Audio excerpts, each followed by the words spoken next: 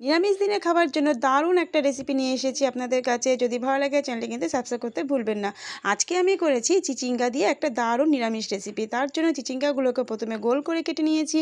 তারপরে নুন হলুদ মাখিয়ে রিফাইন তেলে হালকা করে ভেজে নিয়েছি। এই রেসিপিটা কিন্তু সম্পূর্ণ আমি রিফাইন তেলেই করেছি। এরপরে ভাজার পরে চিচিঙ্গাগুলো তাতে দিয়ে দিয়েছি গোটা গরম মশলা, শুকনো লঙ্কা ফোড়ন আর দিয়ে দিয়েছি সমস্ত রকমের মশলা পরিমাণ মতো।